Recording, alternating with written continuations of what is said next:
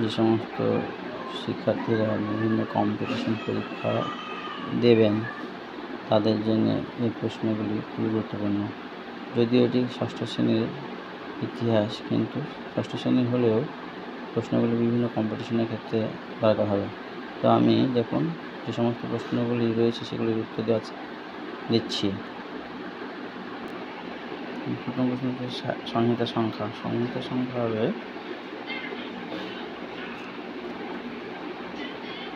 4টি। ঋগ্বেদের রাজা হলো সাধারণত গোষ্ঠীর প্রধান।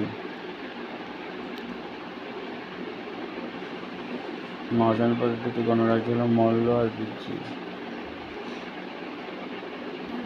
তৃতীয়াংশ সংখ্যা 24 জন। গৌতম বুদ্ধ জন্মগ্রহণ করেন 566 খ্রিস্টপূর্বাব্দে।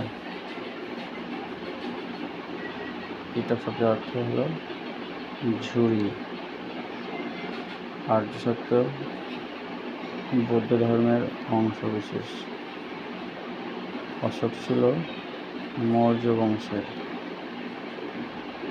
এখানে সমুদ্রগুপ্তকে কবিরাজ বলা হতো। শিলালিপিতে পড়তে নিয়েছিল হর্ষবর্ধন।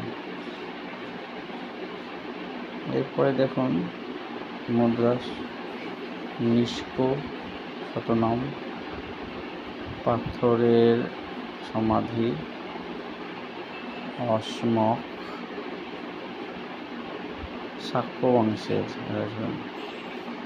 পিপল গাছ বা যে গাছের নিচে তিনি দিব্যজ্ঞান লাভ করেছেন।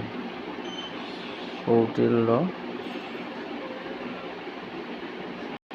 প্রথম গুপ্ত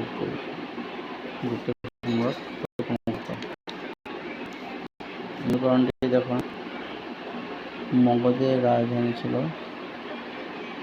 রাজগীর। দাদা সংঘ হল জৈন ধর্ম।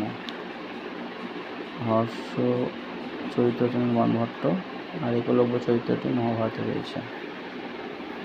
এছাড়া শ্রুতি বেদের অপর নাম। 16টি জনপদ মহাজনপদ হচ্ছে। চতুর্থম শ্রীনগর শহরের জৈন ধর্মের। অষ্টাঙ্গে মিথিলা 8টি পথ। ছেলে এবং মেয়েরা তাদের সকল হর্ষবর্ধন, সকল অর্থবর্ধনা। বাকি প্রশ্নগুলোও ভালো।